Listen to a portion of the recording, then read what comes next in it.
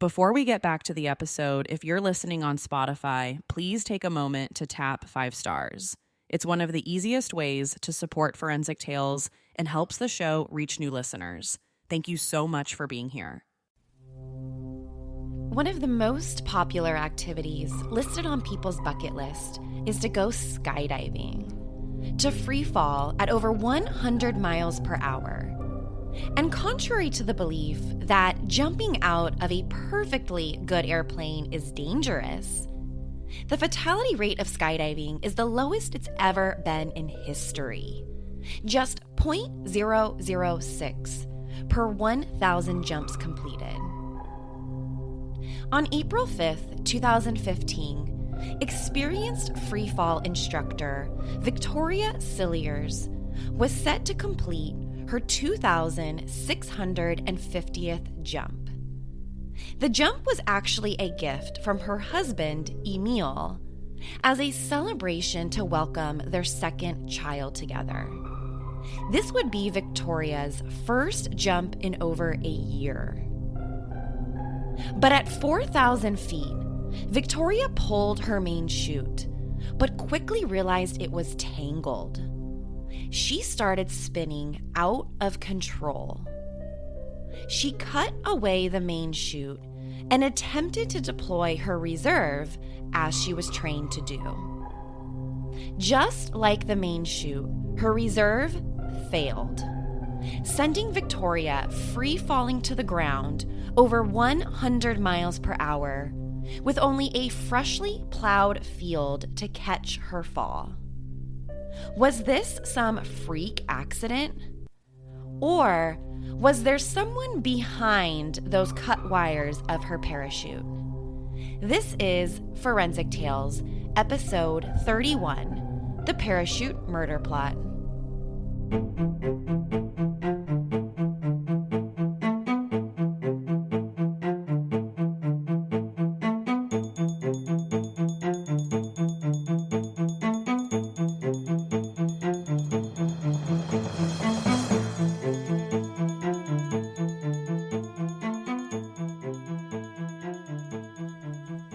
Welcome to Forensic Tales.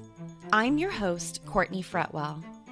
Forensic Tales is a weekly true crime podcast that discusses real, bone-chilling true crime stories and how forensic science has been used in the case.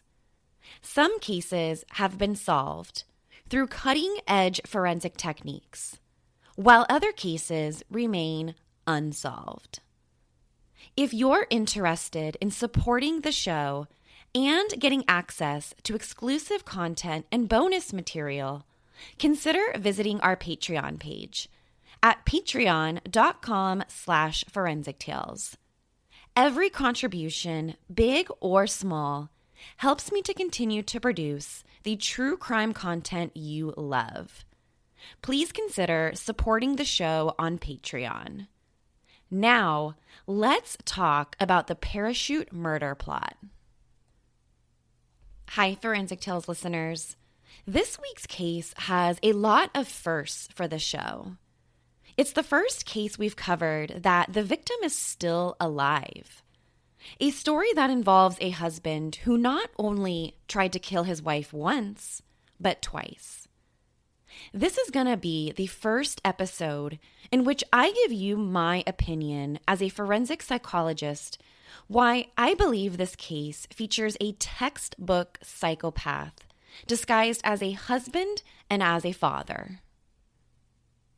Emile and Victoria Cilliers are from the United Kingdom. Victoria attended a really nice and expensive private school, and from a very young age fell in love with parachuting. In fact, she started parachuting at the age of just 16 years old. As an adult, she became an accelerated freefall instructor. So, needless to say, she was extremely experienced in parachuting, one of the best in the UK. Just to give you an idea of just how good Victoria was, she was trained to deal with out-of-control or just inexperienced jumpers, chase them down in the air, catch them, and then get them into the right position, all while free-falling herself. Victoria met Emile Cilliers after Emile sustained a pretty bad knee injury from skiing that required him to seek out physical therapy, where Victoria worked as a physiotherapist for the military of defense. Victoria and Emile had both served in the British military, and Victoria had even reached the rank of captain. Before she met Emile, Victoria married her first husband in 2004, who was also a captain in the military. But they weren't married long after she found out he was unfaithful in the marriage. So they separated and soon after divorced. Victoria married Emile in September 2011 in South Africa. Like Victoria, this also wasn't Emile's first time being married, although his past relationships were a little different from Victoria's. Emile was born in South Africa and grew up in a really, really religious household. As a teenager, Emile was quite the ladies' man, or at least that's how he saw it. So I guess that whole religious thing didn't have too much of an influence on him. At age 16, Emile had his first girlfriend, Nicolene, who at the time was just 13 years old. Nicolene would be pregnant with their first child together by the age of 16. Emile and Nicolene went on to have another child soon after that. But shortly after the kids were born, Emile basically just up and left his family and decided that he wanted to move to the UK. In the UK, Nicolene finds out that Emile has actually married another woman, Carly, and that they also end up having 2 children together. By this point, Nicolene, his first wife, wants nothing to do with him. Can't say that I blame her. But Carly, well, Carly sticks around. Not only does Emile run off and have 2 more children with Carly, but he also regularly hires escorts and has countless affairs with other women during his marriage. The be faithful, be a good person thing didn't seem to rub off on Emile. Now, I don't think you're going to be surprised with this one either. Emile and Carly don't stay together, and they don't live happily ever after. By 2009, Emile and Carly's marriage and relationship came to an end. And later that same year is when he would meet Victoria. So I mentioned that Emile and Victoria met at a physical therapy clinic that Victoria was working at. And the two of them really seemed to hit it off. Especially when Emile found out that Victoria was a skydiving instructor, Emile was super into adrenaline sports. So when he found this out about Victoria, he was like, where do I sign up? Emile and Victoria would also have 2 children together. In case you've lost track, this guy now has 6 children in total.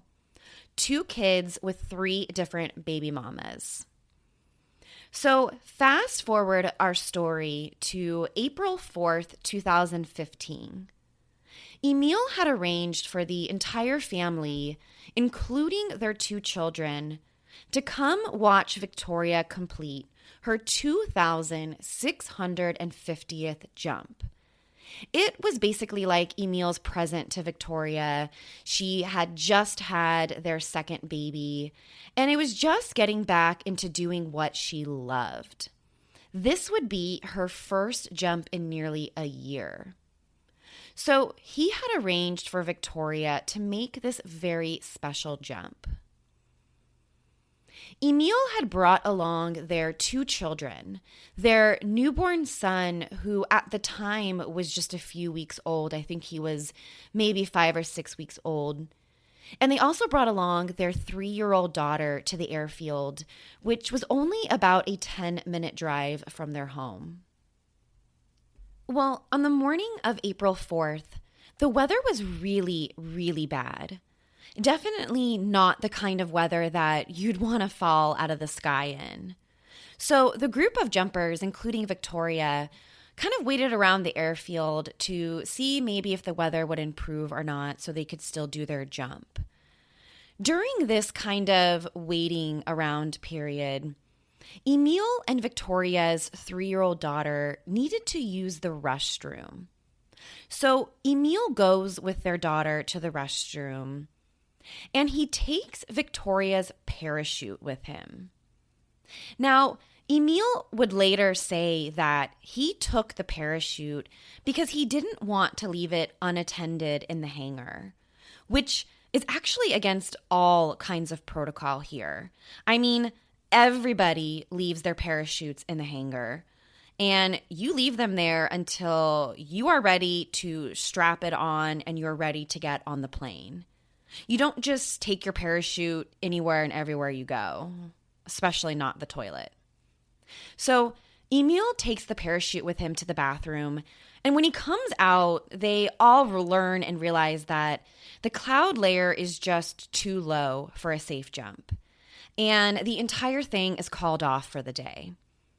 So the group decides that they'll just wait until tomorrow and they'll try the jump again, hoping that the weather will improve. Emile tells Victoria that he's just going to go put her parachute in her locker. That way it would save some time in the morning, which, again, goes against every protocol. So the following day, Easter Sunday, April 5th, the group of 12 jumpers, including Victoria, returned to the airfield to try the jump once again. This time, though, Emile and the 2 kids stay home. Victoria even told Emile that morning that she just had a bad feeling, that she didn't feel like she should jump that day, and maybe she should just go back home and just spend the day with her kids. But Emile is like, no.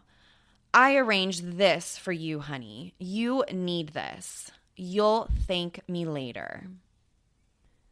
The weather really isn't that much better, so the group decides to do what is called a hop and pop, which basically means that pretty much right after you jump out of the plane, you deploy your parachute. There really isn't any free fall. Victoria and her group of jumpers decide that the weather will allow for a hop and pop type jump at 4,000 feet, which is much lower than a standard jump.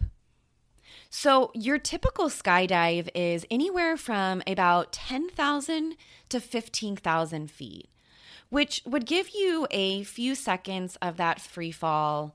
And then it would give you another several minutes, 5-6 minutes under the parachute. I'm obviously nowhere as experienced as Victoria is with her 2,000 plus jumps, but I've been skydiving 3 times. I've done 3 jumps, which were all around 12,500 feet.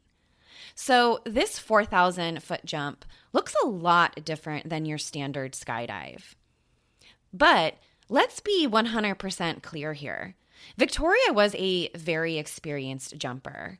She was a skydive instructor. This is what she did. And the group of jumpers that she was with were all very experienced jumpers. So this hop and pop wouldn't be any issue for any of them. The jumpers in Victoria's group all went out of the plane in pairs, meaning 2 people went out at the exact same time. Right before the jump, Victoria was seen by members in her group fist bumping, giving some high fives, like she always did before a jump. Victoria and her partner would be the last people out of the plane that morning. So when it came time for Victoria to jump, she jumped with a fellow group member. Victoria exits the plane and immediately goes to pull her main chute. But there was a problem with the main chute. It was tangled. But that's okay. Remember, Victoria is an instructor for these very type of situations. She, of all people, knows what to do. Victoria cut the lines of the main chute and went to her reserve, which also fails. The man that jumped with Victoria, one of her friends, was able to watch this entire thing happen. He said later on that he knew that she was going to die. He watched her main chute fail and now her reserve fail. He said that he watched Victoria just go in and out of consciousness as she made her way down to the ground. He thought for sure that this was going to be the very first accident and certainly the first death that the group has ever experienced.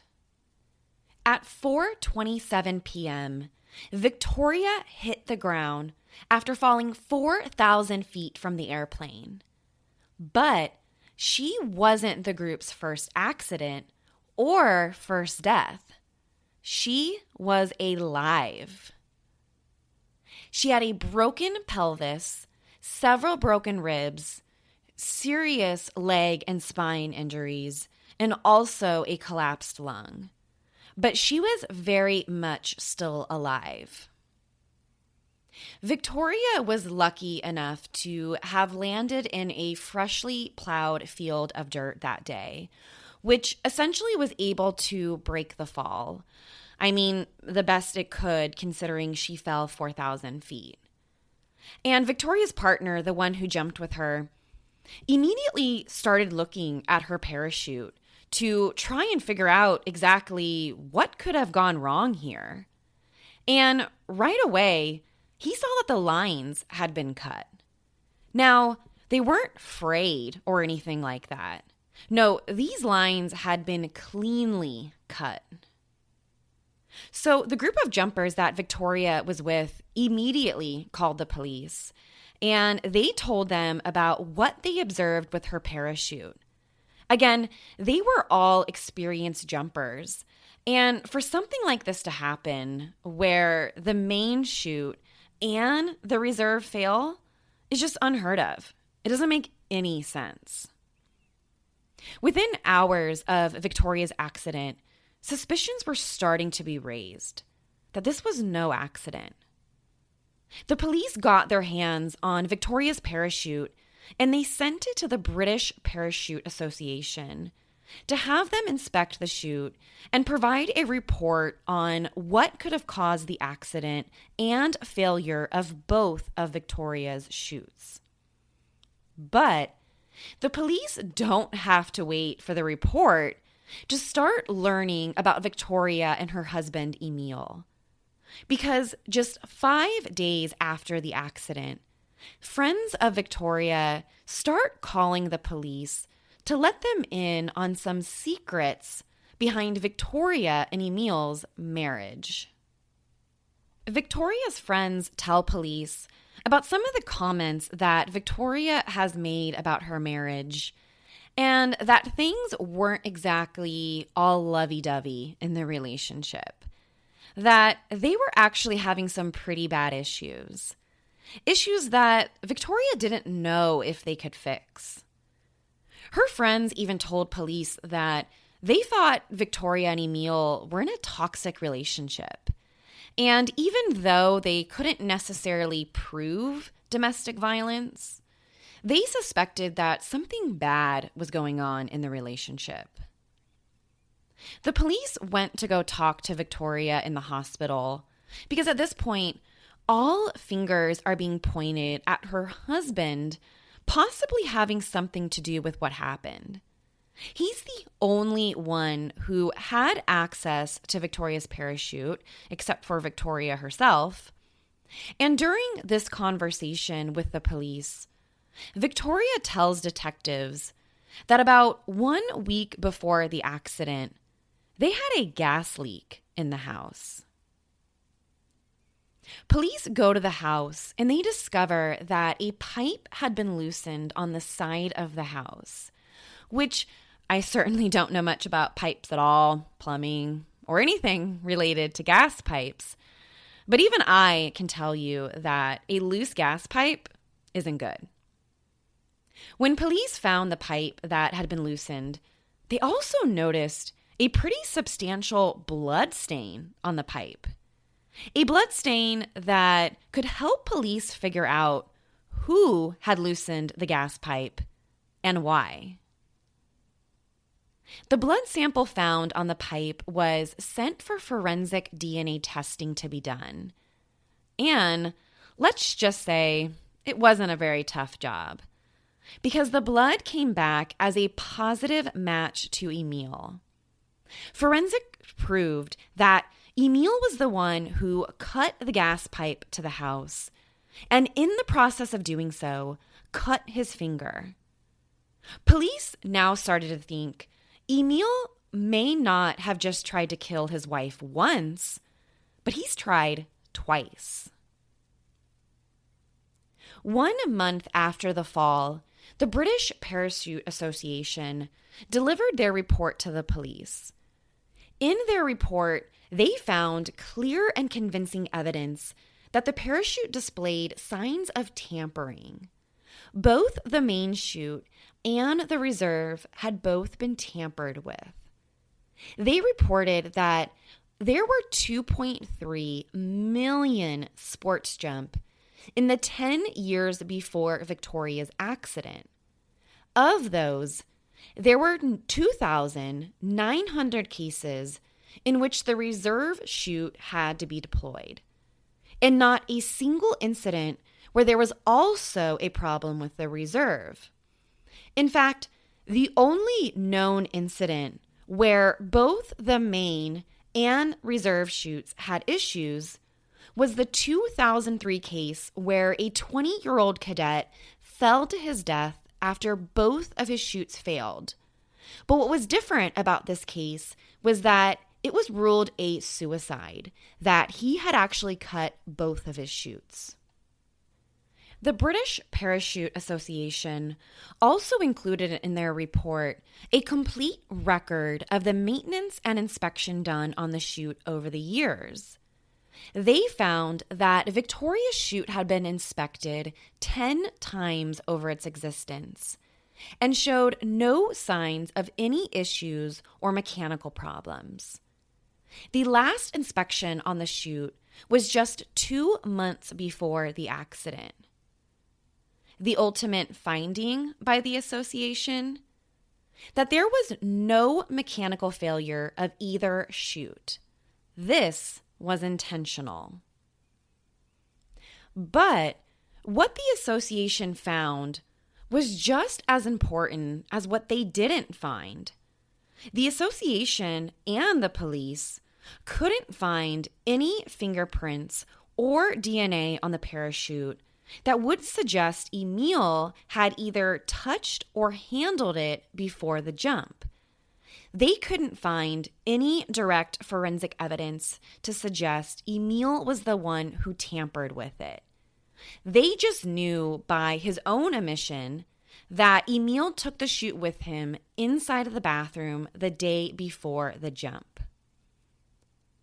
People who were also calling into the police about Emile and Victoria's marriage said that Emile had made several statements to people about not wanting to be in the marriage anymore, that he didn't see himself staying married to Victoria in 5 years, 10 years, which is extremely problematic and just terrible timing when your wife suddenly has a near-fatal parachuting accident.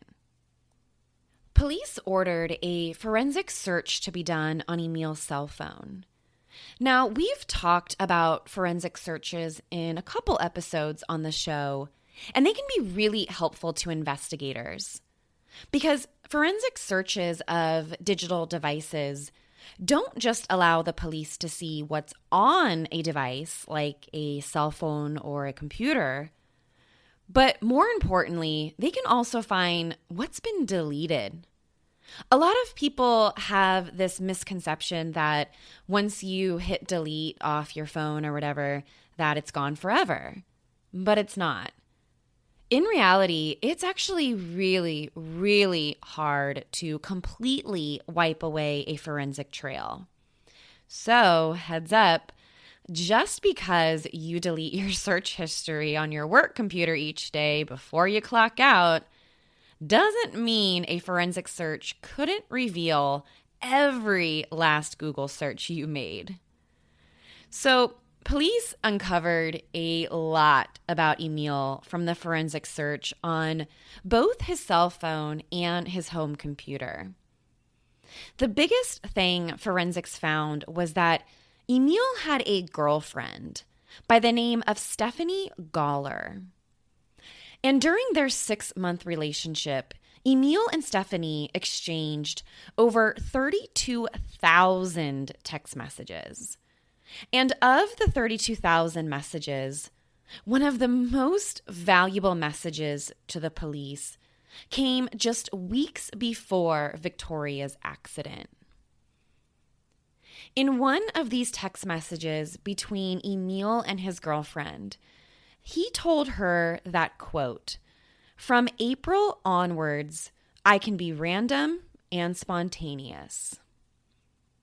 Now keep in mind, Victoria's accident was on April 5th. But the forensic search of Emile's cell phone didn't just recover messages between him and his girlfriend Stephanie. Oh no.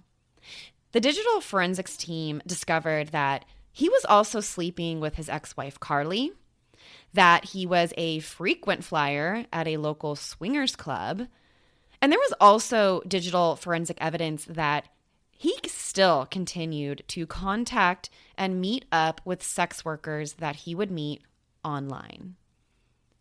But it wasn't just Emile's infidelity that made him look bad.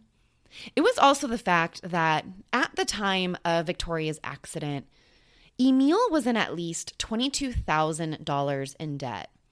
And actually the amount was suspected to be a lot higher. But he had this reputation of moving money around to different accounts and just doing kind of weird financial stuff. So it's unclear how much or how little money he actually had at the time. He owed money to payday lenders, to former coworkers of his, and he even owed money to Victoria. It's reported that over the course of their 7-year relationship, Emile borrowed over $19,000 from Victoria, to which he's paid back next to nothing. There's been an allegation that he even secretly took $6,000 from her savings account, and when confronted about it, said that her account must have been hacked. But when the bank investigated the fraud claim, the IP address of the withdrawal came, guess where? It came from Emile's own computer. So in the months leading up to Victoria's accident, Emile made sure to make all of the life insurance payments on Victoria's policy. He wanted to make sure that that policy was paid to date. But little did he know, she had already removed him from her will when they started having financial problems in late 2014. So really, the only money Emile was going to get was from her life insurance policy. He wasn't going to get a single penny of her own personal money. So what about the gas leak incident just 6 days before the parachuting accident? The police believed this was a key part of establishing their case against Emile. On the day of the gas leak, Emile was far away from the house on the barracks. So that morning, Victoria reported smelling a strong odor of gas from inside the house. When Victoria went to go investigate the gas pipes, she herself noticed the bloody drops on the pipe. And the forensic search of Emile's cell phone found a text message that day from Victoria to Emile that said, quote, "Are you trying to bump me off?" End quote. But the police were able to use the forensics to test the blood on the pipe and link it to Emile. They also found the pliers inside of the garage that were used to loosen the gas pipe. And the police knew they were the same pliers used to loosen the pipe because of the unique tool marks that it left. The police had more than enough digital forensic evidence and circumstantial evidence to make an arrest. And that's exactly what they did. Emile was arrested on April 28th, 2015 for attempting to murder his wife, Victoria. During the initial interrogation, Emile, he was cool, calm, and collected. He admitted his affair with Stephanie. He admitted to being in a lot of personal debt with payday loan companies. And he even told police that, yeah, I did take her parachute into the bathroom with me that morning. But no, I didn't do anything to it. During the interview, he seemed to have an answer for everything. But the police weren't buying it. During the time leading up to trial, Emile remained out on bond with the condition that he stay away from Victoria, their 2 kids, and the house they shared together. Now, I want to mention here that Emile did receive some money from the accident. The exact amount, I am not sure. I wasn't able to locate the number, but he did get some money. And what did he do while awaiting trial with that money? Well, he bought a PlayStation. So by June 2016, the Crown Prosecution Service had enough evidence to officially charge Emile with 2 counts of murder and 1 count of reckless endangerment. They were charging him with the gas leak incident and tampering with her parachute. Now, the 1 count of reckless endangerment charge was for loosening the gas pipe at the house while their 2 young children were also inside of the house. Now, it was more than 2 years from the time of the accident when the case finally made it to trial, mostly because it took the police over 9 months to fully be able to go through the digital forensic evidence on Emile's cell phone and home computer. But where was Victoria while all this was happening? We haven't really talked about what she was doing after the accident. Well, to put it frank, she stood by Emile's side. She didn't believe that her husband tried to kill her, not just once, but twice. She didn't believe the gas leak was on purpose. And she certainly didn't believe he cut her parachute. And at trial, she was called to the stand to testify as a witness and a victim, which should have been a slam dunk for the prosecution's case. But there was no slam dunk here. Because at trial, Victoria told the jury that she didn't believe her husband tampered with her parachute. She said that she exaggerated her story about the troubles she had with her main parachute. Now, keep in mind, she's a world-class skydiving instructor. And here she is on the stand telling the jury that she basically made a mistake by cutting away her main parachute and that she, quote unquote, exaggerated it. So Victoria 110% stood by her husband. Regardless of everything she heard about his affairs, his personal debt, his dirty little secrets with sex workers, she stood by his side. She even said that she lied to police about the amount of time Emile spent in the bathroom with her parachute that day. At first, she told police it was about 10 minutes. But on the stand, she said it was merely moments, not nearly enough time to do anything to her parachute. Well, this is obviously a huge problem for the prosecution. Here we have the victim, who's also the star witness, who also happens to be a skydiving instructor, on the stand saying that she made a mistake that day and that what happened to her main parachute wasn't as bad as she originally claimed. This doesn't look good for the prosecution or in the eyes of the jury. But the prosecution continued on, and they continued to argue that Emile was in a ton of debt. He was standing to get over $120,000 in life insurance if Victoria died that day. They said that he was clearly unhappy in his marriage, and that he not only had the motive, but he also had the opportunity to tamper with her parachute that morning. Okay. Well, what does Victoria say about the gas line incident just 1 week before the skydiving accident? Well, she tells the jury that she must have loosened the pipe herself, that her husband Emile is innocent of the gas leak as well. The jury deliberated for 4 days, but couldn't reach a verdict. So on November 23rd, 2017, the court had no choice but to declare a mistrial in the case.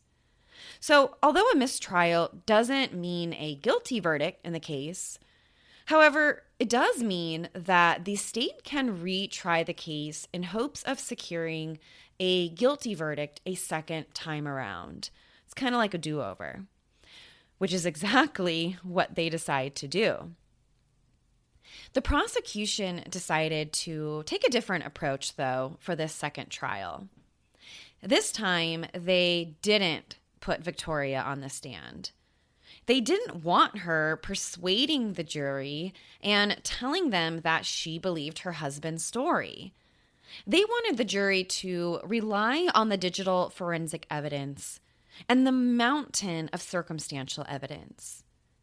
They wanted to highlight the over 50,000 messages that had shown the timelines, the relationships he had outside of his marriage, the debt he was in. They wanted the jury to see who Emile really was. The second trial lasted for 6 weeks, and after 3 days of jury deliberation, this time, the jury came back with a guilty verdict. They found Emile guilty on all counts: 2 counts of attempted murder and 1 count of reckless endangerment. At Emile's sentencing hearing, Victoria was present in court.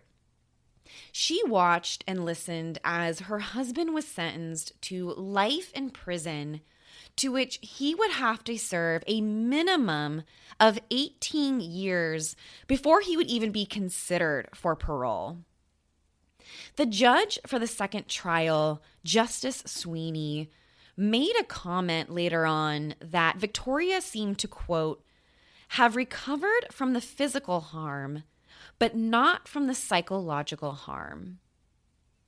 Even after being found guilty of trying to kill her twice, Victoria seems to be mentally, emotionally, psychologically controlled by Emile, which sadly is just far too common with cases of domestic abuse.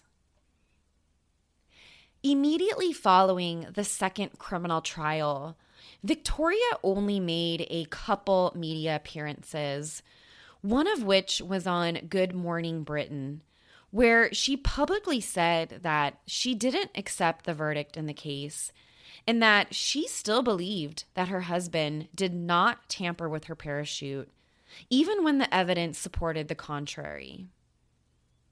Since being incarcerated, Emile hasn't displayed even an ounce of remorse for his actions. And for several weeks and months after the trial, Victoria continued to visit her husband in prison. And it wasn't until about a year and a half ago from this recording that Victoria decided that she wanted a divorce from Emile. Now, not at all surprising, Emile has denied her request for a divorce, which just another way for this man to maintain complete and utter control over her entire life, even to this day. So, according to a July 2020 article for the Daily Mail, although Emile has refused to give Victoria the divorce that she wants, she seems to have at least made a step forward in moving on with her life. Over the last several months, she's been dating another man who also happens to be a parachuter, and she's definitely made great strides to moving on with her life. So when I read this about her new relationship, I honestly couldn't feel happier for her. She absolutely deserves to move on with her life and have a bright future with someone who loves her and loves her two kids. So when we think of psychopaths, we tend to think of the Golden State Killers, the BTKs of the world, when in truth, psychopaths can disguise themselves in people like Emile Cilliers. Now, only about 1% of the human population is thought to have psychopathic traits. We also tend to use the terms psychopath and sociopath interchangeably. But the field of psychology does differentiate these two terms. So the general difference in terminology is that psychopaths completely lack the ability to either feel empathy or feel remorse. Where, on the other hand, we tend to classify sociopaths as those with very limited abilities to feel either empathy or remorse. So in the case of Emile Cilliers, he certainly meets what we classify as a psychopath. So it wasn't until 2016 that the APA, or the American Psychological Association, recognized psychopathy as a specifier of clinical antisocial personality disorder. So meaning a psychopath or psychopathy isn't the diagnosis on someone. It's simply a trait of antisocial personality disorder. Now, Emile displays many of the common traits of a psychopath. He has displayed no empathy or remorse for any of his actions. He has absolutely no moral compass. Throughout his life, he has always put himself first in front of others. Emile comes across as charming, and he's been described by all of his past girlfriends and wives as a pathological liar. Emile displayed absolutely zero, nothing, no emotion when he learned about his wife's accident, or during any of the subsequent police interviews, which are all recorded. They're all available on YouTube. There's also a great documentary on this story on Amazon Prime, which is also called The Parachute Murder Plot, which you can see in these videos just how Emile carries himself. So the only time that Emile cried during these police interviews, which is also captured in the documentary, was when he said that his girlfriend, Stephanie, not his wife, Victoria, broke up with him. That is the only time since the parachuting accident that Emile cried. Since the age of 16 years old, he's engaged in what we would probably describe as promiscuous sexual behavior. including countless interactions with sex workers, which is a common behavior in psychopaths. Emile is impulsive and irresponsible, not only with his personal relationships, but also with his finances and his personal well-being, which is another common trait. Most psychopaths have many short-term marital relationships. Emile had 6 children with 3 different women, all before he celebrated his 40th birthday. So when all of these traits are considered as a whole, Emile Cilliers fits the textbook mold of a psychopath. Psychopathy explains why Emile attempted to murder his wife not just once, but twice, in extremely elaborate ways. And of course, Emile thought he was smarter, that he thought he would get away with it. To this day, Emile has not taken responsibility for his actions and hasn't expressed any amount of remorse for what he did to Victoria, their children, and their families. And he never will. Forensic Tales is a Rockefeller audio production. The show is written and produced by me, Courtney Fretwell. For a small monthly contribution, you can gain access to bonus content and be one of the first to listen to new episodes. Or, if you simply want to support my show, head over to our Patreon page, patreon.com/forensictales. Don't forget to subscribe to the show on Apple Podcasts or wherever you listen to the show. Leaving us a rating with a review greatly helps support the show.